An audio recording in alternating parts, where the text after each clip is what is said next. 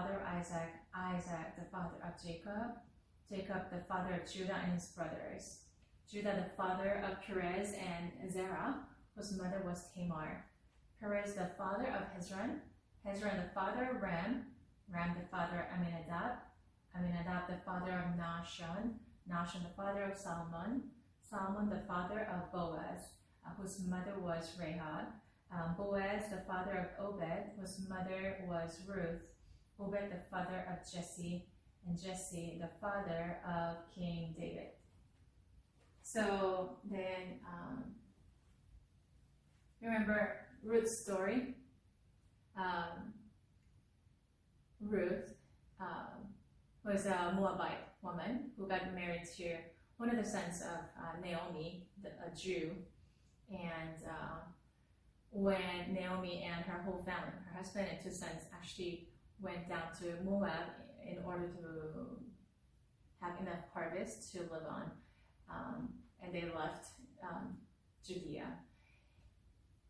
They got married to Moabite women, and tragedy happened in that family. So Naomi lost her husband and two sons, and so and then they heard that there's food back in Judea, and so they came back empty-handed. Well, she wanted to let go of the two daughters-in-laws, and you guys are young, and like I can't bear a son right now to raise him up, and you can't wait until then to get married to my son. So like, why don't you marry another person, like in the homeland of Moab? I'll let you go. You're free.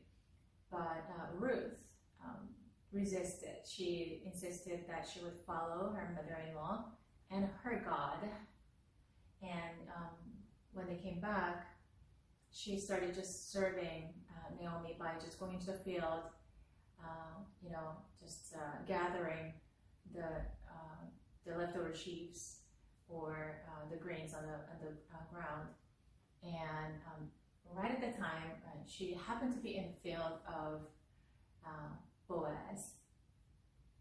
And Boaz noticed her, and he already had heard about how faithfully and loyal, in a loyal manner that she followed her mother-in-law. And he just heard so many good things about this Moabite woman. And by definition, Moabites were not supposed to join in, like they should not intermarry a Jewish family because they were idol worshippers. But because she was such an unusual case of wanting to follow Yahweh, one true God, and she wanted to follow her mother-in-law and her God because she saw something in there, and so then she is adopted into this lineage of the Jews, especially the lineage of the Messiah. And so Boaz notices her and wants to protect her and wants to provide for her. And one day Naomi said, "Oh, you know what? Boaz is a kinsman redeemer. He is supposedly, our relative. Like in case like all the sons pass away, there's no male in the family, and he's the next, not the next, but he's one of the kinsman redeemers in line. It's not the first, but if anybody refuses to take you in by marriage, then he can be it." And so, wow, it's so hard to believe that by chance that she was in the field of Boaz, by chance she happened to be in one of her kinsman redeemers' field, by chance he was just coming in as she was working, and he recognized her, like everything by chance, really. Naomi was a spiritual woman. She knew God. She, throughout her life, because she was worshiping God, she kind of sensed that God's hands were behind this. So then she says to her daughter-in-law, "Listen to me. I'm going to give you advice. Just follow carefully my instructions." And so she boldly recommended her daughter-in-law to go near Boaz, sleep below his feet, and then actually eventually ask him to marry her, which is unimaginable, unthinkable in those days. And out of her obedience and trust, Ruth actually did, and Boaz goes, I will totally redeem you, I will totally take you as my wife, but there is an order.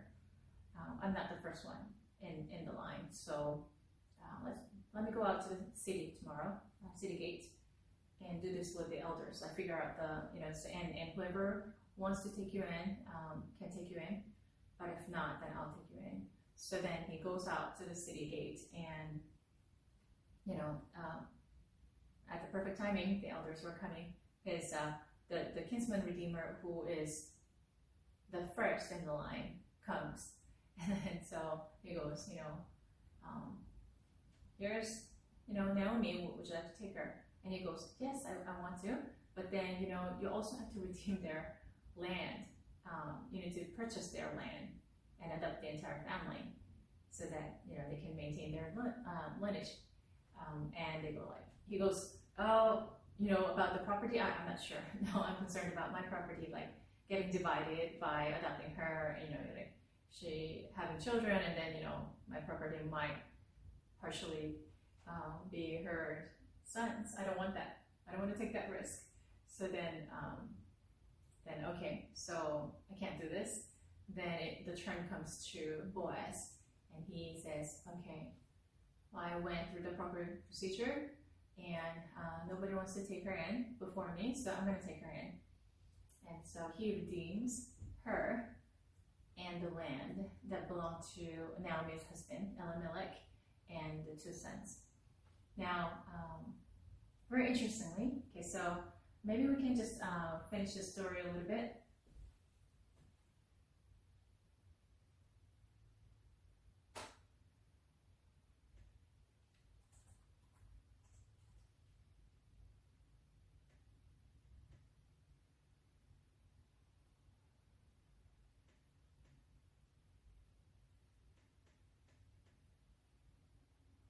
So Boaz took Ruth, and she became his wife. What a dramatic life. When he made love to her, the Lord enabled her to conceive, and she gave birth to a son.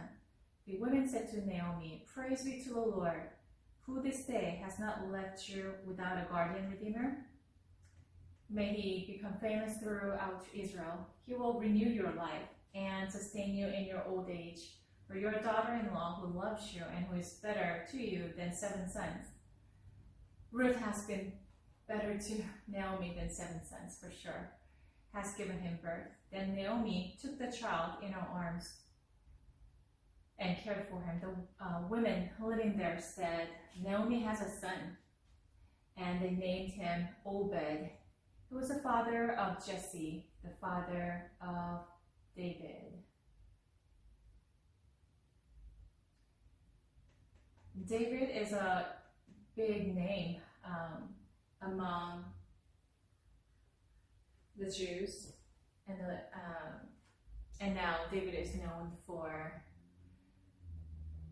to symbolize a man after God's own heart, a worshiper, true worshiper, but also the name that represents kingship, the name that is like a foreshadow of Christ to come, of the Messiah to come. And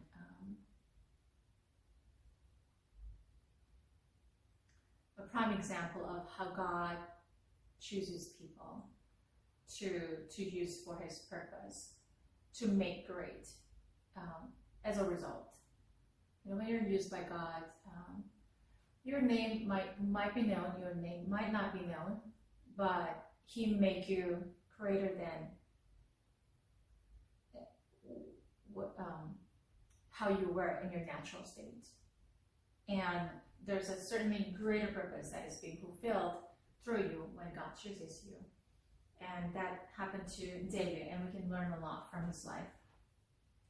This then is the family line of Perez. Perez was the father of Hezron. Hezron the father of Ram. Ram the father of Aminadab. Aminadab the father of Nahshon. Nahshon the father of Solomon. Okay, did we hear this?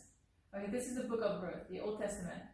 But this is recounting the same story, just like Matthew chapter 1 that we've been reading. Solomon the father of Boaz. Boaz the father of Obed. Obed the father of Jesse. And Jesse the father of David. So, I believe that was the end of this chapter. Let me double check. Okay, yeah, so that's the end of the story. Now,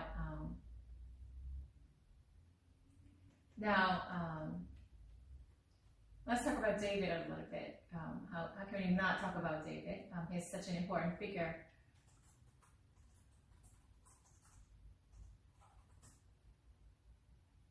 First Samuel 16.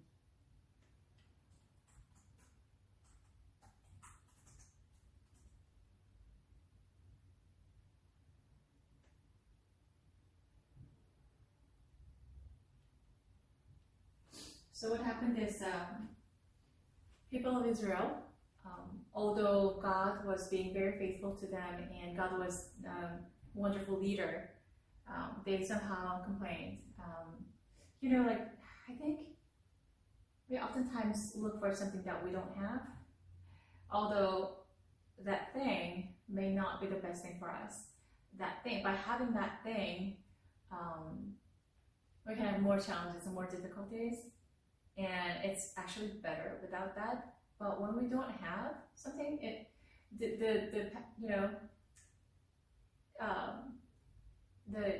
the pasture on the other side of the fence looks greener, and we always have this tendency to crave for something that we don't have. It's very interesting. We're not satisfied, and so the Israelites actually, although God was doing His perfect job and they had no problems, they started asking for a human king. Give us a king. Give us a king. Give us a king. And just because God is invisible. Just like they, when Moses went away to meet with God, and by the time he came back, people were so anxious they had already carved out a golden calf, an idol, and they started worshiping that image. I think people get really antsy and they can try to come up with their own solution, which becomes even a worse problem, So then, in this situation, the same thing, God had warned about them. Okay, so you asked me for a king, am I not your king? Okay, I can give you what you want. I can give you the candy that you want. I can give you the ice cream you want. I can give you the video game that you want. But let me tell you, it's not going to be good for you. So when a king comes, a human king comes, he's gonna levy with a heavy tax, and your sons and daughters are going to be his servants and military, and your duties as subjects will be heavy. Do you still want this? And he's gonna force you to bring in the harvest, your livestock. Do you still want this? On top of that, there's something that was not particularly specified, but another factor is a human being always has a dark side to himself. It was he because there was no female king, but so on top of that, a human being is not completely good like I am, and a human being can use you for his own good. Versus, I'm a good king, and I do things for your sake. Do you still want this? And people insisted, yes, we want a king. Give us a king. So God sometimes gives what we ask for, although He knows that it's not going to be good for us, because just like if you have raised a child or taught a child, you know that there's sometimes like these kids are not going to stop until they get what they want. And sometimes they have to learn the lesson the hard way by having gone through the experience, having gone through what it is like to just, insist on something when parents say or the teachers say no for a good reason, and they have to suffer the consequences, and then they, come to think, oh, maybe what I insisted on was not something really good.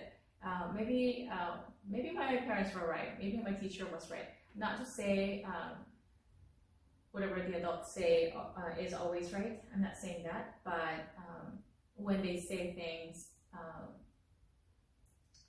in the best of interest of you, when they say things because they care about you, when they say things because they themselves have gone through experience in the past and found out that this is not the best choice, we need to really listen. But there are times we just don't listen, and the more firmly the no is given, the more we want to do it. It's an attitude of rebellion. Although it doesn't always happen in teenage years only. It happens to other people, even more mature people too. No, okay, I'm gonna do it, even harder. So God gave them what they wanted, and He gave them King Saul. By the way, being such a good God did not give him a horrible person. He picked the best person possible to crown him as a king. King Saul was a humble person at the beginning, and he really did his best to try to be, aware of who God is and what He wants in these people's life. And I think he was really grateful for the kingship too. However, human heart can be corrupted very easily, and if we don't guard ourselves, if we, the moment we take our eyes off the cross, that's when we just drift away, without knowing, and we're in the middle of somewhere, and we're very lost, very easily and very quickly. So Saul unfortunately took his eyes off from the Lord and started looking at people, and whatever people said as a feedback, he was so he was so concerned about that. He was so concerned about the reputation. He was so concerned about people possibly turning against him. He was so concerned about okay, if I don't please people, something disastrous is going to happen. As if God were not there. As if God were not the one who appointed him in the first place. It was not the human beings, but God appointed him. And he just forgot. And his perspective was completely off. And he started to think, okay, I need to please these people. People are so powerful. And rather than consulting God, I'm going to consult people and try to give them what they want. And people can be really powerful in a way that, although they may not have the power, but they seem to have power.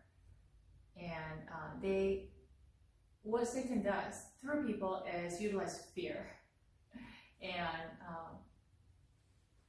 oftentimes, he moves us by fear. Okay, so if you don't do this, then something bad is going to happen. Oh, if you don't do this right now, you're going to be in really big trouble. Things like that, which is mostly not true.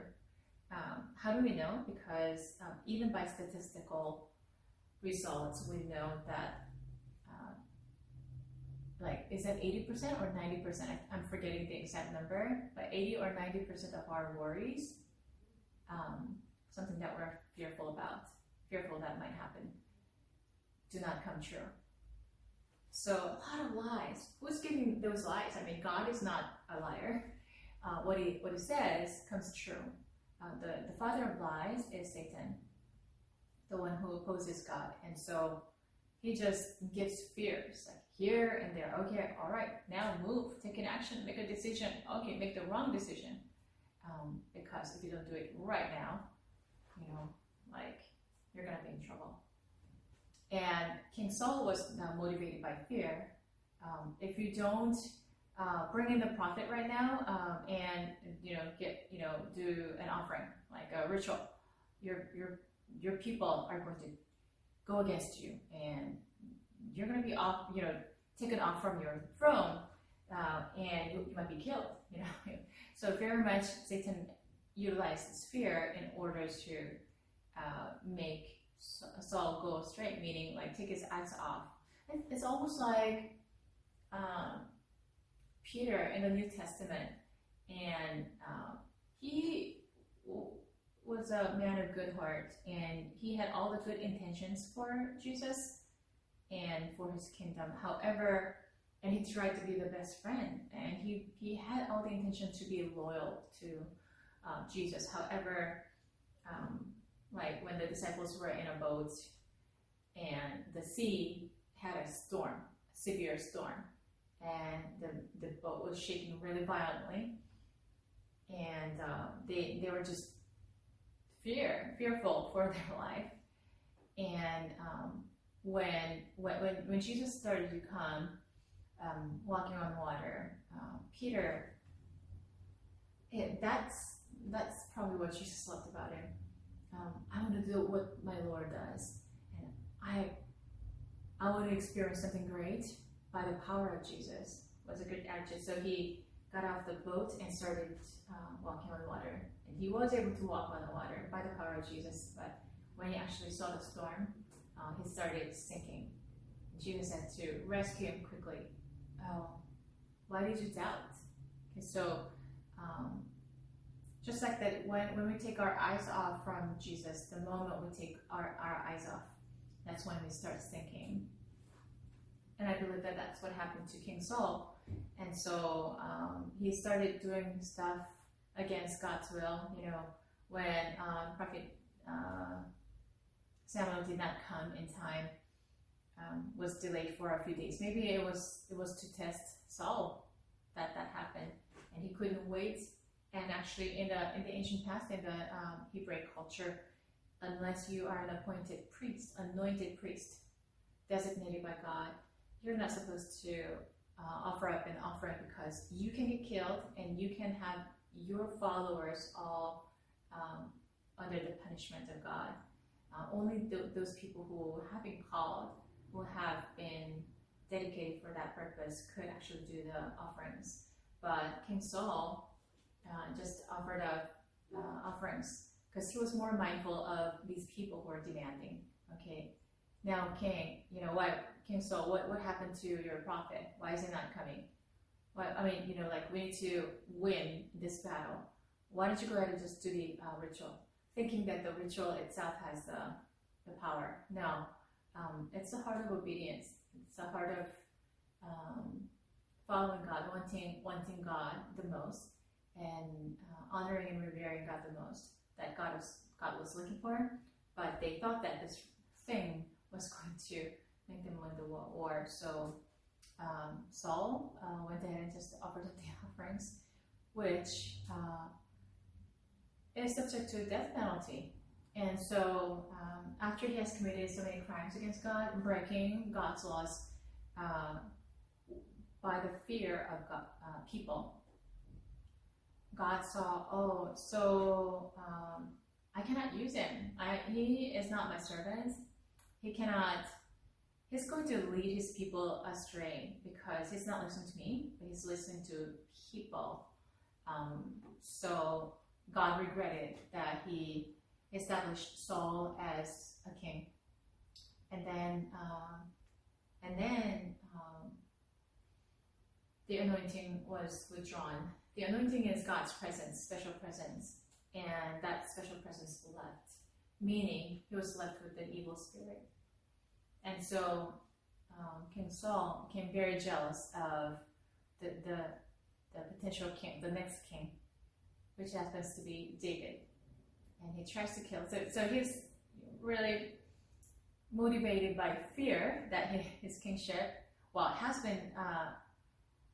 been revoked, but his thinking and his human mind that if I kill this guy, then people will put me in kingship again, and that I'll be able to maintain my kingship.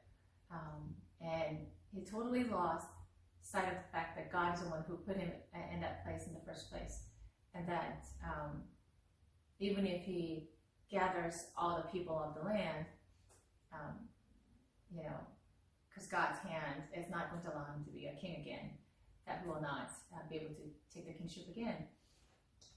He totally lost sight, and he tried to kill David many times.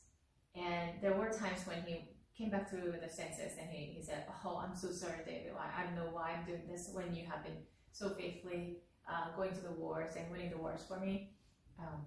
I won't do this again." But then he is tempted again by the evil spirit, by fear and by jealousy. He tried to kill David again multiple times. But David, because although King Saul was trying to kill him, and David had a chance to actually revenge several times, but rather than being mindful, being so concerned about people, including Saul, he was more mindful about God. He was more concerned about what God thought of him. So at the risk of his life, he did not strike back. And God saw that, oh, you know what? I think I can use him. So then definitely he comes into kingship. But before that, let's see his background a little bit. The Lord said to Samuel, "How long will you mourn for Saul?" Because Saul was finally put to death. Well, not put to death yet at this moment, but definitely Samuel was prophesying, like, your kingship will not last because of what you've done. And his heart was so broken because he had the prophets actually, God's heart is downloaded to the prophets, and he feels what God feels, and he was completely sad about Saul. However, God says, okay, don't mourn for him. I already deserted him, and why don't you go and anoint a new king, a man after my own heart. How long will you mourn for Saul, since I have rejected him as king over Israel? Fill your horn with oil and be on your way. I'm sending you to Jesse of Bethlehem. I've chosen one of his sons to be king. But Samuel said, how can I go? If Saul hears about it, he will kill me. So even a prophet, has fears. If Saul hears about me going to anoint, on my way to anoint another king, oh wow, yeah, he's gonna try to kill me. The Lord said, take a heifer with you and say, I have come to sacrifice to the Lord. Invite Jesse to the sacrifice, and I'll show you what to do. You are to anoint for me the one I indicate. Samuel did what the Lord said. When he arrived at Bethlehem, the elders of the town trembled when they met him, because he's such a great man of God. When Prophet Samuel appears, he brings a purpose of God, and so they trembled. They asked, do you come in peace? Samuel replied, yes, in peace. I have come to sacrifice to the Lord. Consecrate yourselves and come to the sacrifice with me. Then he consecrated Jesse and his sons and invited them to the sacrifice, just like the Lord instructed him. Samuel's story, maybe we can talk about it a little later. His mother, he's a miracle child, and his mother prayed for a son out of her own need. However, through her prayers, God worked out something greater than just meeting her own need. Through her prayers, she understood God's heart, broken for the Israelites, who are so rebellious, who are so, who have like an evil attitude toward God, and who is so rebellious. It looks like they reject God. You're not our father anymore. we're on our own. So then it's almost like God does not have a child. God does not have his own children, so God is barren. And when Hannah was barren for so many years, and her rival, like another wife, gave birth to a son, and was despising her, provoking her intentionally, she was she was broken, she was hurt, but she did not pick a fight with her, but she turned to the Lord and said, Lord, you saw my misery. Please give me a son. And she did not stop praying, but she just earnestly turned to the Lord. God heard her prayer, and by an answer, she conceives a child and gives birth. And by the way, she said, please give me a son, then I will dedicate him to you for your purpose, to serve in the temple. And I think maybe when she did that, this is not reading the Bible. This is not described in the Bible, but maybe when she said that, she was sensing that, okay, I'm childless and so sad, and if only I could have a child. But by the way, it looks like God doesn't have a child, because the Israelites went astray. They denied God. So then, it looks like God really needs a faithful son to serve him, to lead, turn the hearts of these people.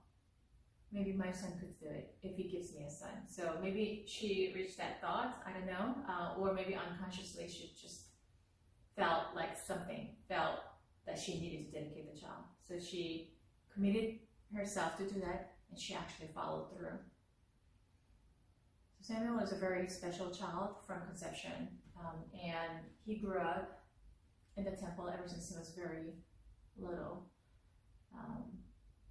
Very interestingly, God's eyes were upon him, and although he was surrounded by bad people, Eli, whose spiritual eyes were blind, allowed his sons to commit so many crimes. He and his sons were all priests, and his sons actually were living a very, very immoral life, sleeping around with women, and they would just bring in the meats for as an offering, but they would just pick the best meat just out of the pot instead of dedicating to they were just breaking all kinds of laws. That kind of sacrifice, giving God a leftover, he's not going to receive. No, he sees the heart. He doesn't expect us to bring in something expensive. No, he's not about that. But he sees our heart. Did you bring something really little, but did you give all of your heart? Like, for example, a widow, a very poor widow, brought in a few coins, and Jesus' eyes are upon her because he sees that heart, who wants to give all she has. So it's not about the amount, it's not about bringing something special, but to God's eyes, these sons are just evil, and he probably, nudged and even rebuked Eli, go tell your sons to put their acts together, otherwise I'm going to strike him down.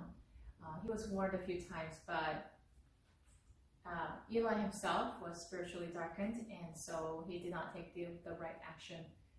All of his sons died. And so then little Samuel grew up in this environment where he saw this corrupted priest. There were certain not good role models, but it's very interesting in that God's wisdom and his power to minister to people exceeds our understanding. Although he grew up with bad role models and away from his parents.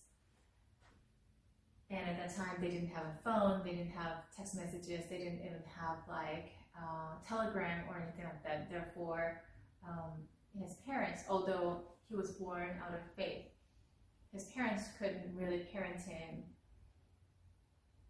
on a daily basis at all. They probably visited the temple a few times a year, and that was the only time they saw Samuel. But I don't think they were able to bring him up in faith. However, God protects his heart, and from very early on, God calls Samuel and mentors him, raises him up to be a great leader by his own hands, without human help. So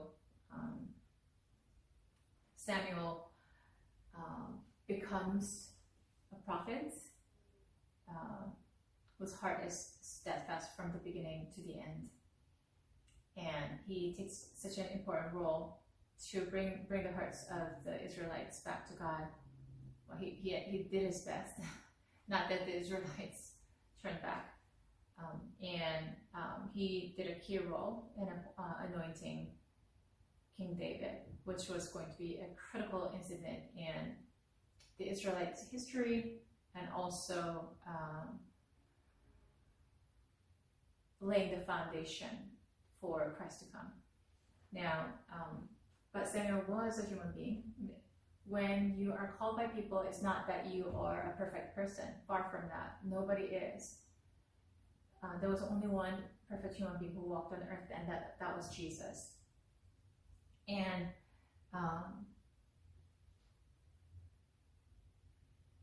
one of the reasons we need to be really desperately looking for God, and once we meet God and dedicate our lives, we need to really hold on to him and fix our eyes upon the cross, is because without that, we will not be able to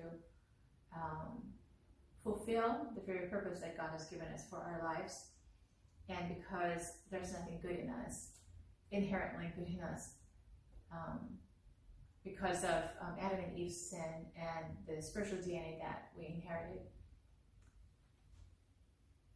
And so we need to really desperately hold on to him in order to follow him, to live a life that has a meaning. Without following God, life is meaningless. What good is it if we study hard, become a good student, get a good job, become rich and powerful, and even did some good things, and our names are known? What good is it in the end? People all die and we go back to the dirt. But that's not the end of the story. That's the beginning of our spiritual life. And that's when our eternal life begins. Eternity in heaven or eternity in hell. Eternity serving God and worshiping God and in communion with God, or eternity in absence of God, which is called the hell. So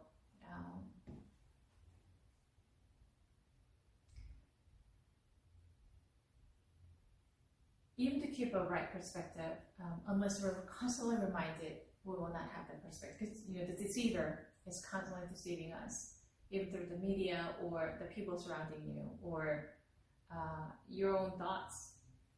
And that's why we need to turn to the Bible, scriptures, and allow God to speak to us more than we hear from other people.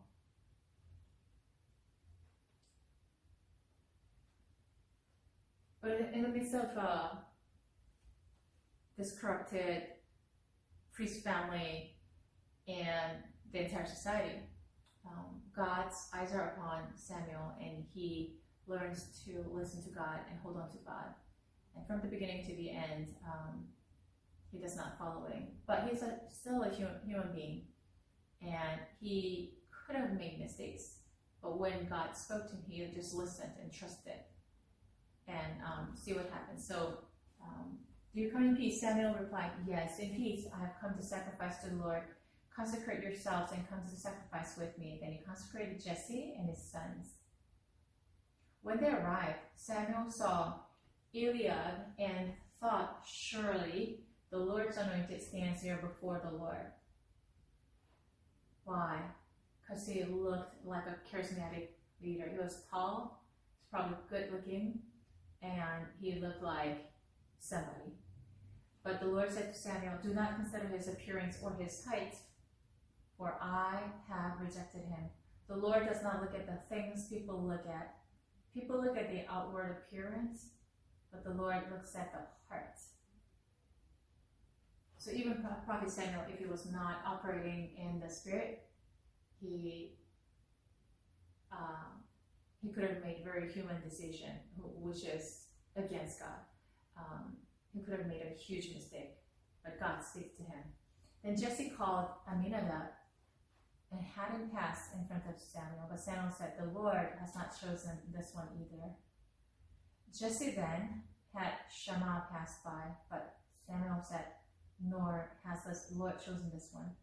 Jesse had 7 of his sons pass before Samuel, but Samuel said to him, "The Lord has not chosen these." So he asked Jesse, "Are these all the sons you have?" "They're still the youngest," Jesse answered. "He is tending the sheep." Samuel said, "Send for him, who will not sit down until he arrives." So the youngest one was so despised, was taken so lightly, like, well, you don't even have to come, because I think you're it. Like, there's no chance. So you stay out in the field while your brothers actually gather here, So he was out in the field. So he sent for him and had him brought in. He was glowing with health and had a fine appearance and handsome features. Then the Lord said, "Rise and anoint him. This is the one who is tending the sheep, who smells like animals, and is not sophisticated. He is not learned. He is not tall and charismatic. He is only a teenage boy." And as the youngest, probably he did not have leadership yet. He was very good at following, maybe, being told what to do. But he was learning something in the field, just like Samuel. Shamuel means I asked of the Lord. Just like Samuel, David was raised by God's hands in the field while he was surrounded by animals. God is amazing. And if we don't have the mentors, and we do need mentors, we do need somebody who guides us. But if we don't have those, and sometimes even though there are people who are available, God sometimes just cuts off all the connections. He says, "Look at me. I'm going to teach you. I'm your mentor and I'm your coach." To make sure that we understand that He's the sovereign one, that He is almighty, and that He oftentimes utilizes people, but it's not that people that we rely on. God uses people, and look for God's will in these people and through these people, but you're not supposed to make them God figures. Like, you're not supposed to make them your own idol. So David learned that in the field when he was just surrounded by non-human beings, and he learned to take care of the sheep. He learned the shepherd's heart. And he learned to praise God. He learned to communicate with God, hear God while he was doing his duties.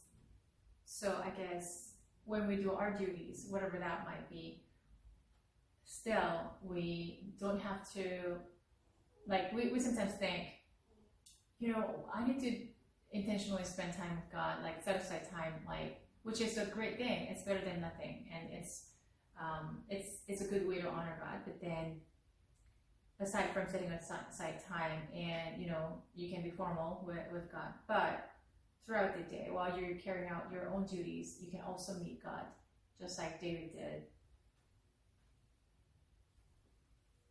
So Samuel took the horn of oil and anointed him in the presence of his brothers, and from that day on, the Spirit of the Lord came powerfully upon David. Samuel then went to Ramah. So the Spirit of the Lord had departed from Saul and moved on to David, and an evil spirit from the Lord tormented Saul. Saul's attendants said to him, "See, an evil spirit from God is tormenting you." So even people were able to actually recognize that he was tormented by evil spirit. "Let our Lord command his servants here to search for someone who can play the lyre." So I guess in the past, it was a common understanding that when the evil spirits torment a person, it was easily recognized. Like today in the Western society, especially, or industrialized society, even if it's Asia, if people say, "Oh, this person is afflicted by an evil spirit," like people are likely to laugh and not believe that, take it seriously. Now, they recognized it, and one of the common responses was to bring in a musician and let them worship God. And by praising God and playing that instrument, the evil spirit will leave. Very interesting that they had this common understanding. Lucifer, the dark angel, the fallen angel, used to be a worship leader. He was an archangel of worship. And his primary duty, and his follower angels, which were 1/3 of the entire host of angels, they were supposed to bring musical worship to the Lord. And it's one of the most important roles. It's one of the great privileges.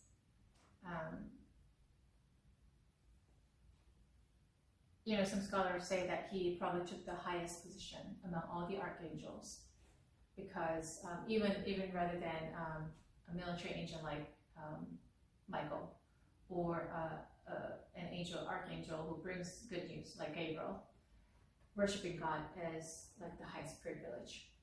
However, he was so beautiful and he was so powerful, he thought to himself, "I'm going to take the place of God." Okay, and so he rebelled in order to take the throne of God, and what happens? He was struck down, and he and his follower angels actually fell from the heaven, third heaven. Now the thing is, he has this power of music, and now that he's corrupted, now that he's fallen, he uses music to lure people into his dark kingdom, to lead people astray. So he uses music. So now, I'm not saying that all music is corrupted, but if you listen to certain songs, you sometimes doubt, like, it's really catchy and there's a fun rhythm to it, but then listen to the lyrics. Are you serious? You're talking about this? And you sometimes see the dance, choreographed dance that goes with the song, and the dance represents immorality, complete immorality. And certain songs, some of the most famous and most popular musicians or singers or a band, the songwriter, allegedly, or they are found, somebody else finds out, because it becomes so apparent because it's a repeated process, right? Even deliberately contacts this evil spirit, sells his own spirit to the evil spirit. So in exchange, this person receives the fame. This person has to be possessed by an evil spirit in order to make that happen, unfortunately. So this person is walking on the path of destruction. However, it looks really glamorous on the outside. And I'm pretty sure that there's like a temporary satisfaction, like feeling really high. But so these people say, there've been like interviews and things like that, sell their soul to the devil, and in exchange they receive inspiration and they start writing songs. And so some of the songs actually very interestingly contain really evil content, devil-like content. So who's behind this then? Who is very musical, who is very gifted, but misuses that in order to lead people astray? It's not hard to guess It's the one who opposes God, the fallen angel, the archangel of musical worship. And so that's part of the reason why music is so powerful. And we've lost a great deal of our territory, the sphere of music, to the evil one. And so, back to our story. It was a common understanding that worshiping God, I don't know why I'm doing this. Okay, so you can be worshiping God with anything, like a harps. But when you worship God, it's a battle against the fallen musical angel, Lucifer, and therefore there's a battle going on. And when you play worship music and truly worship God, not just singing, but truly worship God, then the evil spirit has to leave. So that's what's going on here. Let our Lord command his servants here to search for someone who can play the lyre. He will play when the evil spirit from God comes on you, and you will feel better. So Saul said to his attendants, "Find someone who plays well and bring him to me." One of the servants answered, "I've seen a son of Jesse of Bethlehem who knows how to play the lyre. He's a brave man and a warrior. He speaks well and is a fine-looking man, and the Lord is with him." And Saul sent messengers to Jesse and said, "Send me your son David, who is with the sheep." So Jesse took a donkey loaded with the bread, a skin of wine, and a young goat, and sent him with his son David to Saul.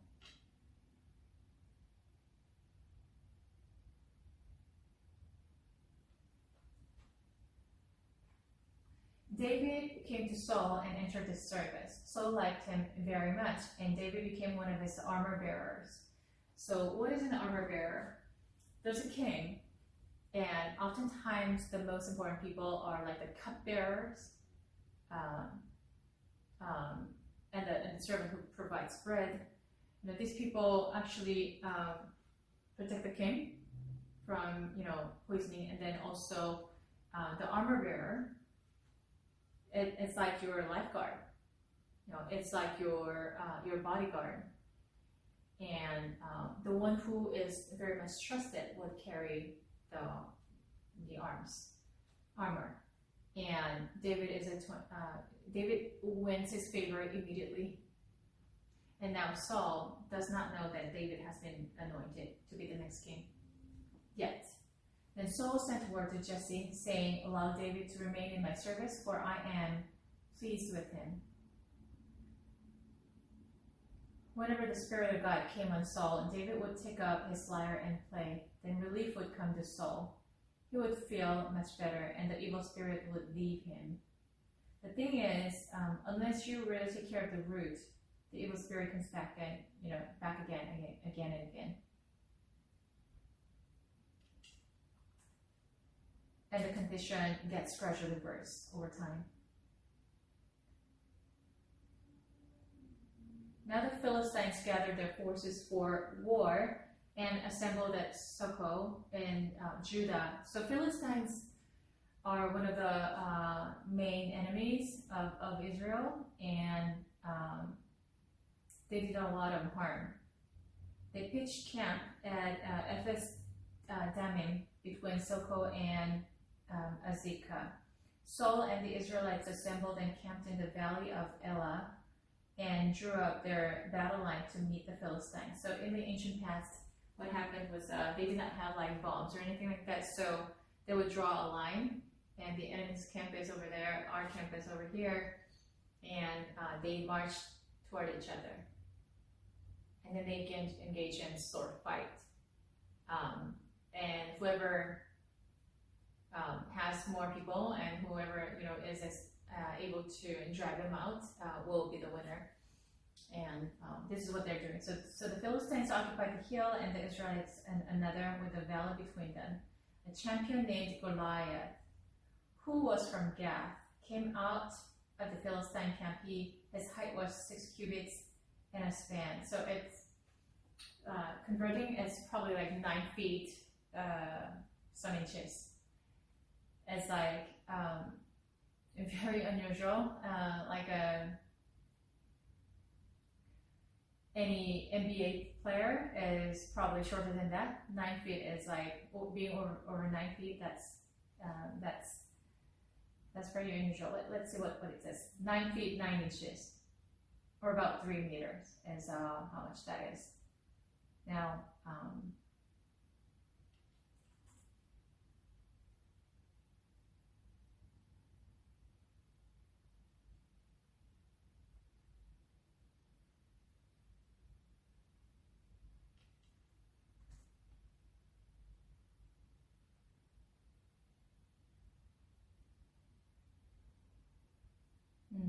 so let me go back to 17 and continuing that story of David and Goliath. Yeah, he had a bronze helmet on his head and wore a coat of scale armor of bronze weighing 5,000 shekels on his legs. He wore bronze greaves and a bronze javelin was slung on his back. So one of the things that David learned to do was he, as a shepherd boy,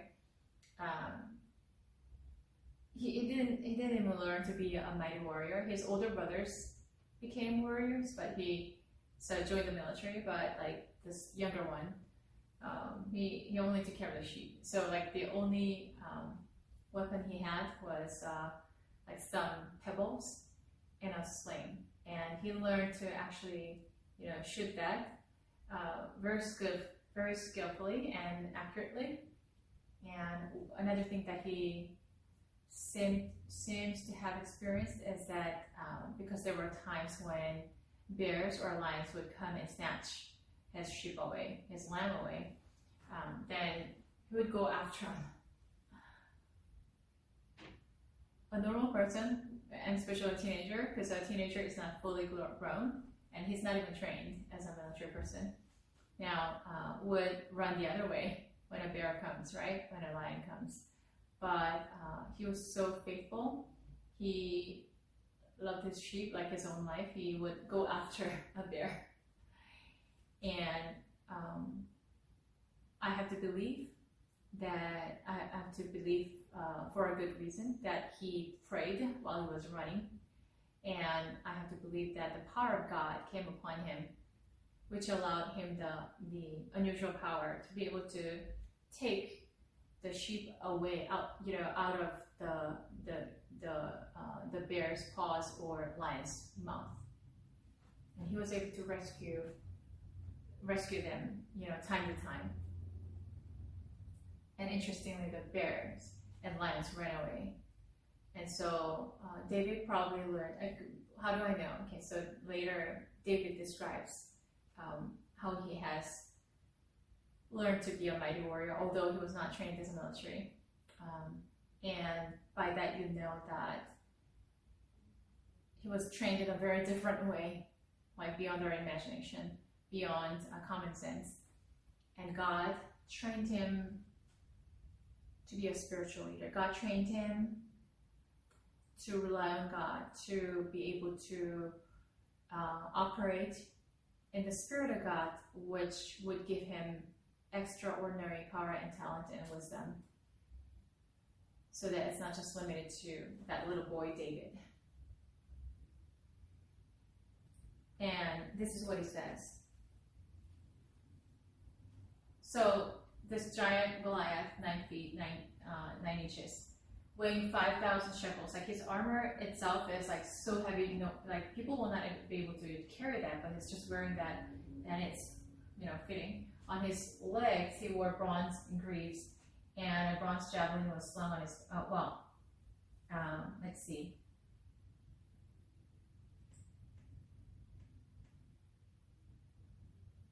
His spear shaft was like a weaver's rod, and it's iron.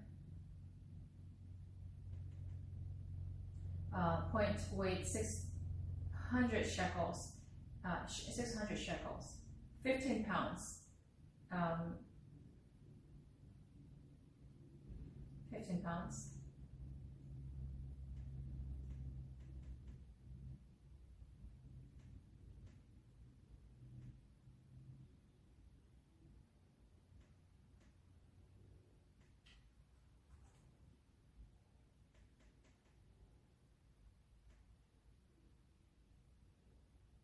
So like even his sword and all the equipment that he has is really heavy, and when it's heavy, it means it's dense and it can do a lot more damage. And his spear shaft was like a weaver's rod, and its iron point weighed 600 shekels. His shield bearer went ahead of him. So even he even had a shield bearer. Okay. Goliath stood and shouted to the ranks of Israel, "Why do you come out and line up for battle? Am I not a Philistine, and are you not the servants of Saul? Choose a man and have him come down to me. If he is able to fight and kill me, we will become your subjects. But if I overcome him and kill him, you will become our subjects and serve us." So instead of having the entire troops engage in battle, he's saying, okay, because let's do this still. It's easier on him. Because he's pretty sure that he's gonna defeat anybody. So let's do this. If I kill your whoever comes out as the one representing your camp, and let's decide who wins. Because I'm gonna win. So I just by striking down one person, I'm gonna just take over you. Then the Philistine said, "This day I defy the armies of Israel. Give me a man and let us fight each other." On hearing the Philistines' words, Saul and all the Israelites were dismayed and terrified. See, fear came upon them. Now David was son of the Ephrathite named Jesse, who was from Bethlehem in Judah. Jesse had 8 sons, and in Saul's time he was very old. Jesse's 3 oldest sons had followed Saul to the war. The first one was Eliab, the second Amminadab, the third Shammah. David was the youngest. The 3 oldest followed Saul, but David went back and forth from Saul to tend his father's sheep at Bethlehem. It's like a bench warmer. For 40 days, the Philistines came forward every morning and evening and took his stand. Now Jesse said to his son David, "Take this ephah of roasted grain and these 10 loaves of bread for your brothers and hurry to their camp. Take along these 10 cheeses to the commander of the unit. See how your brothers are and bring back some assurance from them. They are with Saul and all the men of Israel in the valley of Elah, fighting against the Philistines." Early in the morning, David left the flock and the care of the shepherd, loaded up and set out as Jesse had directed. He reached the camp as the army was going out to its battle positions, shouting the war cry. Israel and the Philistines were drawing up their lines facing each other. David left his things with the keeper of supplies, ran to the battle lines, and asked his brothers how they were. As he was talking with them, Goliath, the Philistine champion from Gath, stepped out from his lines and shouted his usual defiance as David heard it. Whenever the Israelites saw the man, they all fled from him in great fear. Just by looking at him, it's like, oh, well, we look like little ants before a giant. So even by just looking at him, they were fearful and they went away. Now the Israelites had been saying, "Do you see how this man keeps coming out? He comes out to defy Israel. The king will give great wealth to the man who kills him. He will also give him his daughter in marriage and will exempt his family from taxes in Israel." It's the best deal that you can ever get, and nobody wants this because they're sure that they're going to be defeated. David asked the man standing near him, "What will be done for the man who kills the Philistine and removes disgrace from Israel? Who is this uncircumcised Philistine that he should defy the armies of the living God?" See what he says. Somewhere, while he was tending the sheep in the sheep field, it looked like a mundane task every day. It doesn't look manly. However, he learned to fear God. God raised him in faith and uncircumcised men. So his eyes are not, because I think men can be very conscious of the stature. It's a natural tendency. Like they tend to like the ones who have the height, who have the stature, and they become fearful when they see a person of stature. But David, at his young age, a teenage boy, he already learned the fact that size is not it. He already learned the fact that when God calls his people, it's by the power of God. It's not by people's power. And he says, if you're circumcised, so if you are a people of God, then you will win the battle by the power of God. However, even if you're 9 feet 9 inches tall, if you're not the people of God, then you'll be defeated, is what he believes. What an amazing faith. And who is this uncircumcised Philistine that he should defy the armies of the living God? Living God. God lives. I know him from the field. I know him by everyday encounters. Now, he's great. And you come against our army, defying our God's name. That's not acceptable, is what he's saying. They repeated to him what they had been saying and told him, this is what will be done for the man who kills him. When Eliab, David's oldest brother, heard him speaking with the men, he burned with anger at him and asked, why have you come down here? And with whom did you leave those few sheep in the wilderness? I know how conceited you are and how wicked your heart is. You came down to watch the battle. So Eliab, hates this despised boy. And what comes out of his mouth is completely impulsive. Now, David could have been very angry and distracted, but he's not distracted. That's another thing that he already learned at an early age. Now, what have I done? Said David. Can I even speak? He then turned away to someone else and brought up the same matter, and the man answered him as before. What David said was overheard and reported to Saul. So he's already exercising leadership. Okay, this is what's happening. This uncircumcised man, you don't look at his stature. He's not the people of God. And is there anybody who wants to stand up for the sake of the name of God, or living God? He goes around and encourages people, motivates people. He's trying to find a person to be sent out. David said to Saul, let no one lose heart on account of this Philistine. Your servant will go and fight him. Saul replied, you're not able to go out against the Philistine and fight him. You're only a young man, and he has been a warrior from his youth. But David said to Saul, your servant has been keeping his father's sheep. When a lion or a bear came and carried off a sheep from the flock, I went after it, struck it, and rescued the sheep from its mouth. When it turned on me, I seized it by its hair. So the bear actually turned on him. And he seized it by hair, struck it, and killed it. Your servant has killed both the lion and the bear. This uncircumcised Philistine will be like one of them, because he has defied the armies of the living God. The Lord who rescued me from the paw of the lion and the paw of the bear will rescue me from the hand of this Philistine. He is willing to take the risk of his life, because he is practiced, is trained by faith. Saul said to David, go, and the Lord be with you. Then Saul dressed David in his own tunic. He put a coat of armor on him and bronze helmet on his head. What he means is, I honor you. I honor your courage. You're going to get killed, probably. You're only a kid. But you know what? I honor your desire. David fastened on his sword over the tunic and tried walking around because he was not used to them.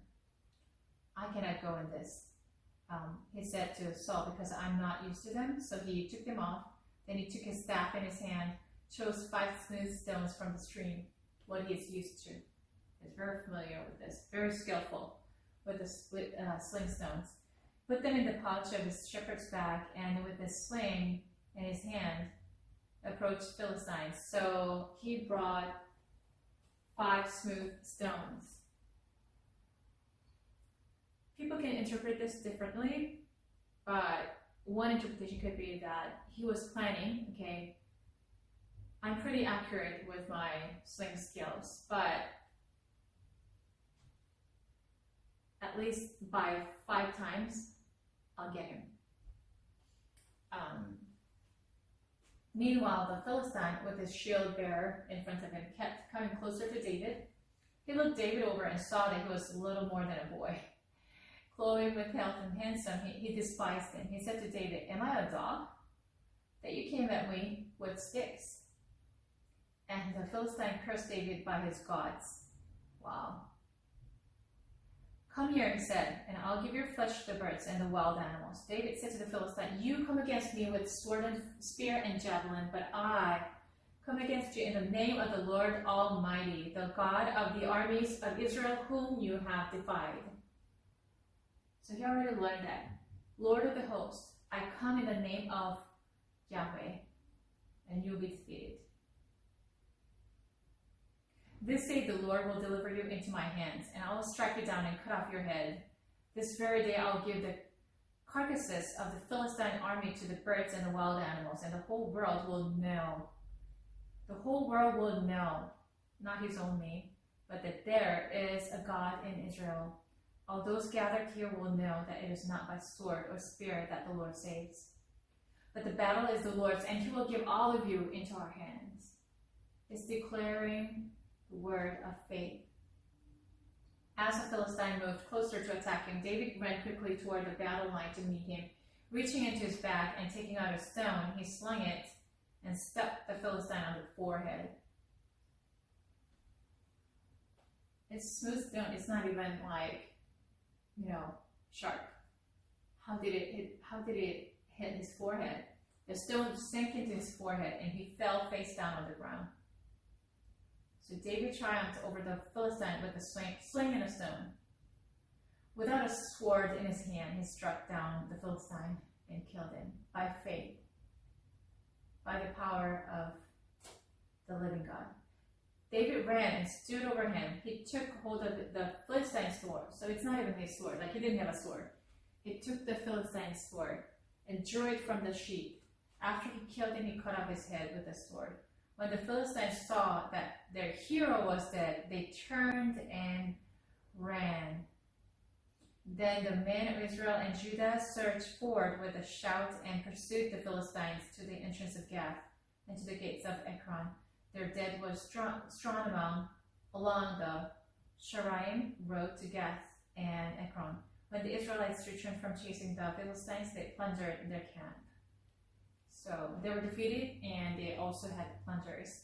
David took the Philistines' head and brought it to Jerusalem. Like he said, God fulfilled what was prophesied through David's mouth. He put the Philistines' weapons in his own tent. As Saul watched David going out to meet the Philistine, he said to Abner, commander of the army, Abner, whose son is that young man? So courageous, right? Risking his life, and he's so faithful to me, and so faithful to the kingdom of Israel. Abner replied, as surely as you live, your majesty, I do not know. His family is not even known. The king said, find out whose son this young man is. As soon as David returned from killing the Philistine, Abner took him and brought him before Saul, and David still holding the Philistine's head. Whose son are you, young man? Saul asked, and David said, I am the son of your servant Jesse of Bethlehem. So David was, before being anointed, God already raised him. There were some shaping incidents by which he became a great leader. And these incidents were not necessarily, learning from the best teacher, or growing up in a royal family, nothing like that. He was in the field, but God somehow raised him.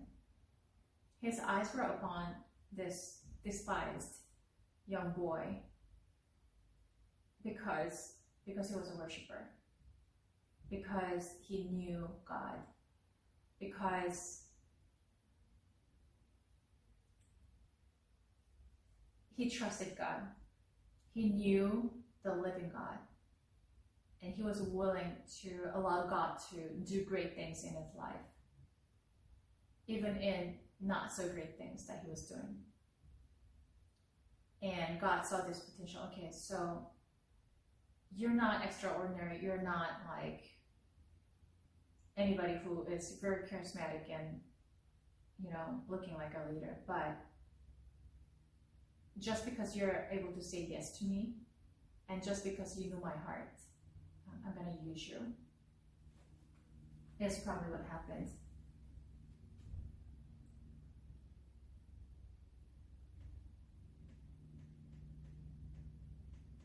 Having said that, let's take a look at our chapter a little more. So if you look at chapter 2, page 17, there are some key factors and foundations for young adult success, like how do they become successful academically and in their career life too. So these three important factors are there. Agency. They need to have agency and integrated identity and competency. So agency is the ability to make choices about and take an active role in one's life path rather than solely being the product of one's circumstances. So agency requires the intentionality and forethought to derive a course of action and adjust course as needed to reflect one's identity, competencies, knowledge and skills and mindsets and values. So agency, meaning there are stuff that happens and we may be placed in certain circumstances. Circumstances change. There's ups and downs in life, but are you able to really maintain the course? To maintain the course, you've got to have a vision and goals, and you've got to have that perseverance, not giving up when things get too hard, and you've got to have hope. You've got to have positive mindset in order to be able to pursue in the midst of all the challenges. And integrated identity is a sense of internal consistency of who one is across time and across multiple social identities. So it could be across racial, ethnic identity, profession, culture, gender, religion. So what is the stable identity that you have? Something that does not change about your inner being. And very much this could be the identity of a Christ follower. It does not matter where you came from. It does not matter what you do. If your jobs change, your profession changes, your life goal changes, and regardless of your gender, regardless of your age, regardless of anything that specifies who you are, what is a thing that does not change? So whoever has this solid identity, sense of identity, will do well. And competencies are the abilities that enable people to effectively perform roles, complete complex tasks, or achieve specific objectives. Successful young adults have sets of competencies like, for example, critical thinking, responsible decision making, collaboration. These are some key aspects that allow them to be productive and engaged, navigate across contexts, perform effectively in different settings, and adapt to different tasks and setting demands. So be able to kind of, break through, if the situations are not so favorable, and are you able to really have? Are you cool-headed? Do you make good decisions? And are you able to collaborate with other people? These are some key aspects, and these are not the only competencies, but some of the key aspects. Self-regulation, your emotional, behavioral, and attention regulation. How good is it? Knowledge and skills are very important. Mindset is very important. Like what kind of attitudes do you have toward yourself, toward the circumstances, toward your past and future? Values. Yeah, what do you believe in? So, what are some of the ideals or beliefs by which you live and conduct your daily life?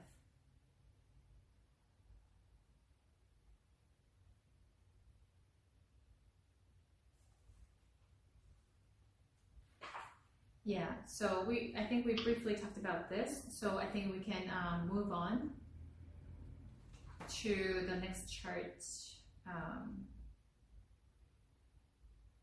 We talked about the fact that there's a great disparity between, per se, different socioeconomic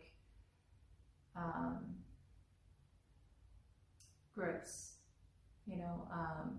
classes, for example, and more resources and more opportunities are available for those people who belong to richer families, and it's like across the world, like nations, you actually see disparity, and it needs to be changed by paying attention to those who are in need, and especially early on, invest more into their lives so that they will turn out to be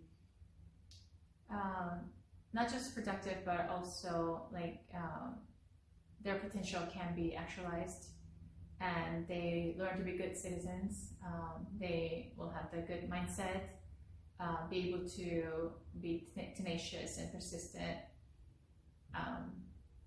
make good decisions and things like that, because in the end, individuals are not just individuals, they are the key members of the society, and they affect, if certain category of people do not have the privilege to receive education, proper education or quality education by a certain age, you're not only wasting your workforce, but they're more likely to engage in criminal behaviors if they're not guided right. And this group of people who do not have the privilege to receive proper education will become a societal concern.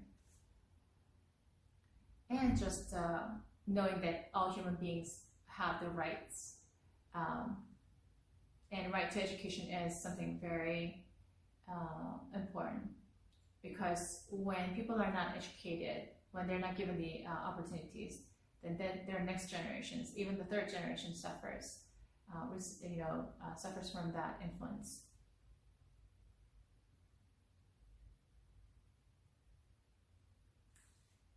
So one of the things, if you look at page 22, invest early, especially in marginalized children, girls, and those furthest behind. This includes governments and donors alike allocating at least 10% of total education budgets to pre-primary education. Investing early will accrue benefits to the disadvantaged youth later as they make the transition from school to decent work, while also developing some of the most essential skills necessary when they become young adults. And support the teachers who teach. There's an urgent need to improve the efficiency and effectiveness of existing spending on primary and secondary education by strengthening what teachers know and how they teach and how they are supported in the classroom. Yeah, and then provide like multiple pathways for learning.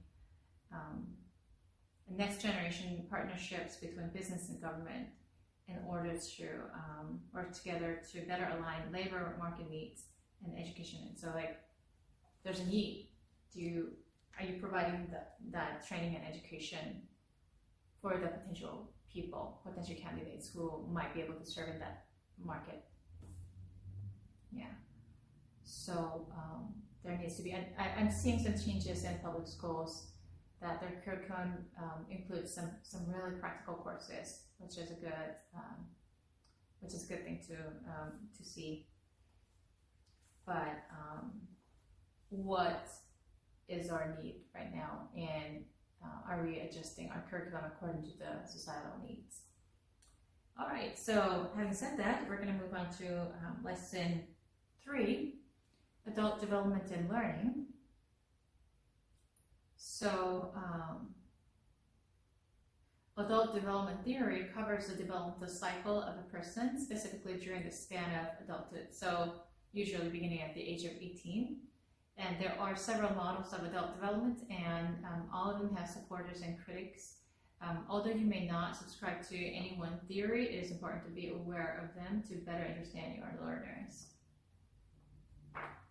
So adult learning is itself a developmental quality and process. Such learning includes a change in behavior, a gain in knowledge or skills, and an alteration or a restructuring of prior knowledge. Such learning can also mean a positive change in self-understanding or in the development of personal qualities such as coping mechanisms.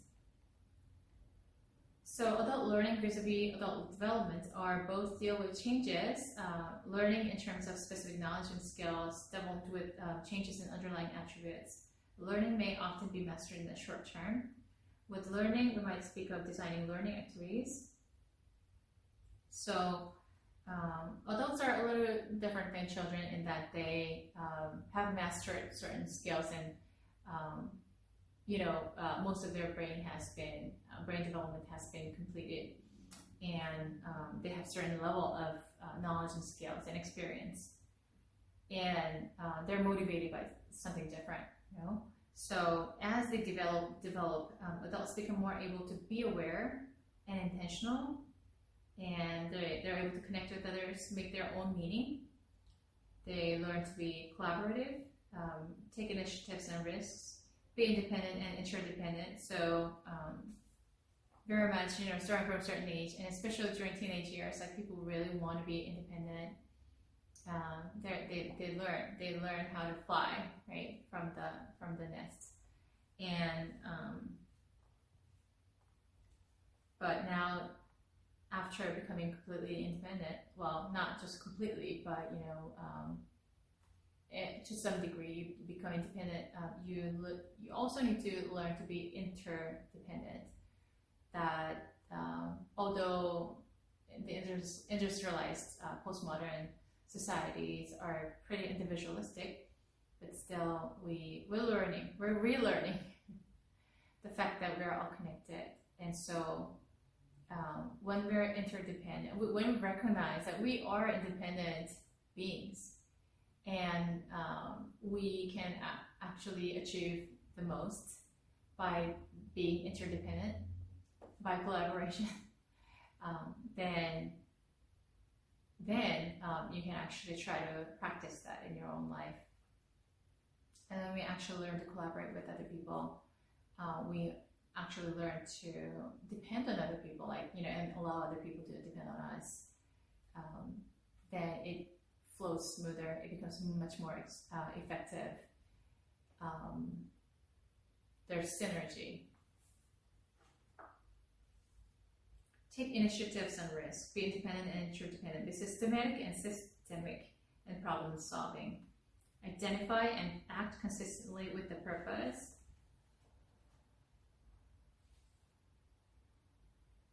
And adult learning can be different in that they have developed certain learning habits and certain skills, and therefore, and their schedule is very different now. They're concerned about work, family, and other things that are very, very, really critical in adulthood. And so, because of that, they can benefit a lot from self-directed learning, transformational learning, experiential learning, and reflection and journal writing.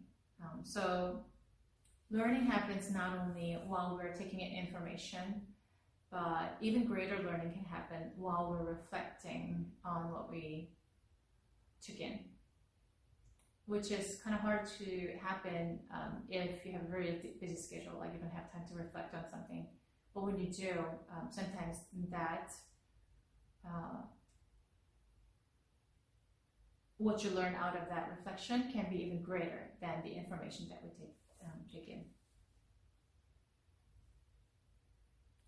Petrie, in a white paper published by Center of Creative Leadership, assessed the current situation of leadership development and noted the environment has changed, is more complex, volatile, and unpredictable. The skills needed for leadership have also changed. More complex and adaptive thinking abilities are needed. The methods being used to develop leaders have not changed. The majority of managers are developed from on-the-job experiences, training and coaching, mentoring. While these are all still important, leaders are no longer developing fast enough or in the right ways to match the new environment. So we need to be flexible and constantly assess what's changing and how are the needs changing, and try to adjust the education and training opportunities according to that. Managers have become experts on what of leadership, but novices in how of their leadership own development. So how is as important as what. Okay. So Kagan has summarized what researchers have learned about what causes vertical development. People feel constantly frustrated by situations, and so they try to figure out a way to deal with the same problems, right? It causes them to feel the limits of the current way of thinking. So I've got to think outside the box, think differently. It's an area of their life they care about deeply. So you know what, I can't give up. I can't just leave it alone because I got to do something about it because it's important to me. There is sufficient support that enables them to persist in the face of anxiety and conflict.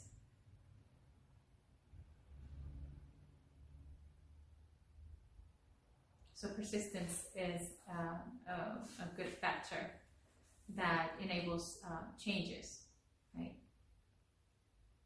So we talked about difficulties in adult learning, right? Last time. There are time constraint, self-doubt, financial barriers, lack of support, and all that. So we talked about also andragogy and transformational learning and self-directed learning, I believe.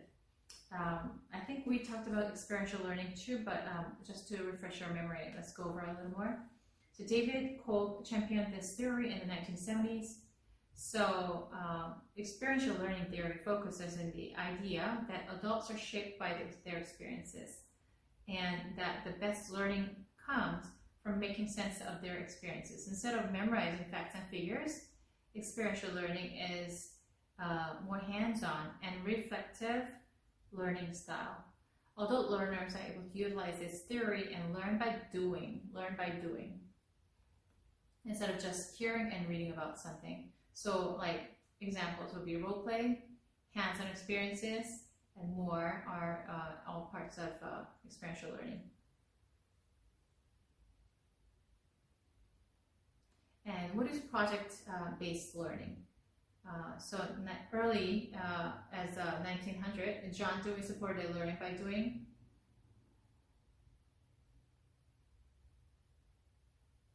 So actually trying something instead of reading and hearing about it. Project-based learning utilizes real-world scenarios and creates projects for students that they could encounter in a job for the future. So it's like a scenario, it's like a role play. Okay, you're given a possible project, and while you're working on your project, you learn how to get there, how to set the goals, how to work together with other people, how to utilize the resources that you already have, or draw from external resources, and how are you gonna complete the projects in time, with a deadline, because you actually face these situations often when you actually start working.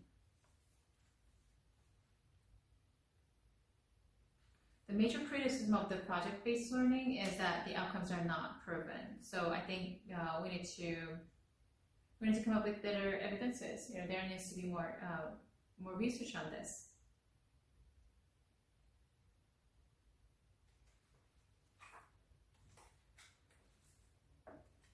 Yeah, so adult learning techniques: set goals, decide their why, and review information regularly. Find experiences to help facilitate learning.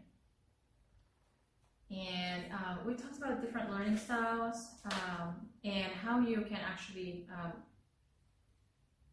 test yourself, whether you're auditory, visual, experiential, tactile versus experiential learner. Yeah, and we also briefly talked about corporate learning.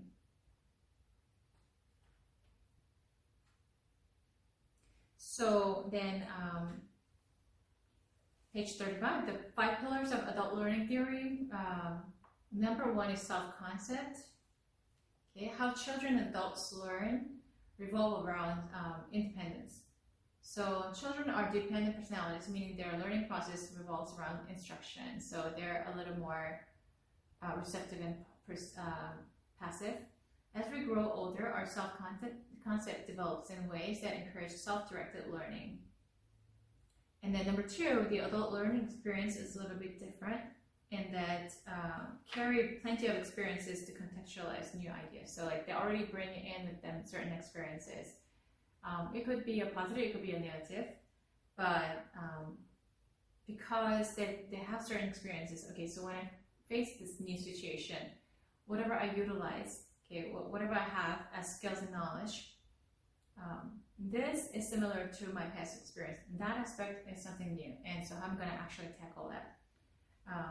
You're able to contextualize new ideas. And readiness to learn. As we mature, we tend to center our learning around our assigned roles and responsibilities. This applies to both our personal and professional life. New parents, for instance, must learn how to take care of children, just as a new hire must develop skills associated with their new role. So then, if you are willing to learn new things, then you will be able to learn quickly. Learning happens a little more effectively. Orientation to learn. Children are more receptive to general education, who will also known as subject-based learning. Adults learn best when applying new concepts to their everyday lives. More practical, right? Concept also known as problem-based learning. And then motivation to learn. A child's motivation is probably most external, so like their parents reward them and things like that. But meanwhile, the adults' drive to learn exists internally. Like, I want to learn, I want to be different, I want to be better. So they may put themselves in a new learning environment for a raise, promotion, or related reward. Some people, just because it's intellectually stimulating, but other people, it has to do with their salary, like right away.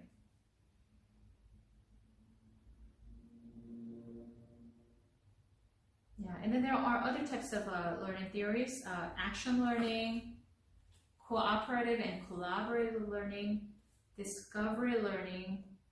So this theory states adults learn the best by formulating their own questions and answers. So what are your questions? How would you answer that question? So discovery learning is effective. Elaboration learning. Educational theorist Charles Rachel founded elaboration theory. The model suggests that information should be presented in a specific order, from the most rudimentary to the most complex. So the idea is to help learners recognize connections between interrelated ideas. This method remains particularly popular among corporate learners. There's social learning. We learn about the fact that human beings are not born, like nobody exists by himself or herself. And we have the social environment. And if your relationships are generally positive, then you learn better, especially as a child. And this concept emphasizes the importance of observing, modeling, and imitating others' behaviors and emotional reactions. So like children naturally pick up what adults do. That could be their parents or caregivers. Individualized learning. This theory states that learners must be able to navigate topics independently to fully understand the ideas they involve. In a classroom setting, this typically involves some kind of assessment at the end of the chapter or unit. social learning activities are peppered to help broaden the learner's understanding.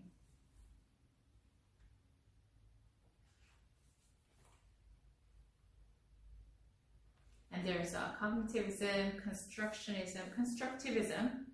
Constructivism revolves around the idea that learners create meaning through experience. Though considered a branch of cognitivism, constructivism distinguishes itself through its unique definition of knowledge. So constructivists believe we process new information through individual experiences. That means our catalog of knowledge is constantly subject to change. And then the next section talks about adult learning theory and its importance in employee training.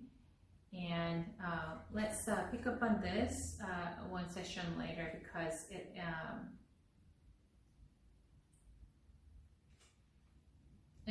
what we've learned is a lot of information, and